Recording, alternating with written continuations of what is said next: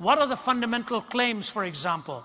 In Buddhism, the goal is to extinguish hunger, extinguish desire. I remember talking to the first woman monk who was from Thailand to be ordained into the Buddhist priesthood. But Thai Buddhists do not ordain women, so she went to Sri Lanka to be ordained, and she has a PhD in philosophy from McMaster University in Hamilton, Ontario, and Waterloo, I guess, Ontario, McMaster University there. Got her PhD in philosophy, and she gave me the first interview. We chatted for well over an hour, one-on-one, and I sort of angled into some questions because I didn't want to be too discourteous. And one of the things I said to her is, I hear you're married. And she said, yes. I said, you have children?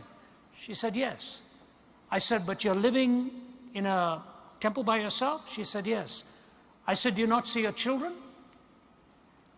She started crying. She said, I have a car. I said, you have a car? She said, yeah. I said, okay. So she drove herself because she can't allow a man to drive her, she said, so she has to drive herself. And she says, every evening at the end of the day, I try and meet up with one of my children. She said, this is the hardest part of my life.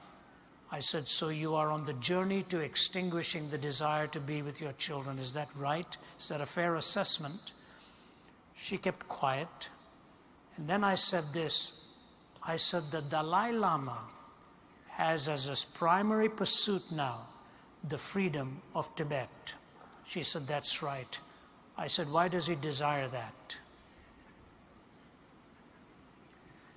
She looked at me and she said, we try not to get into these philosophical questions. Let's just say that he chooses to.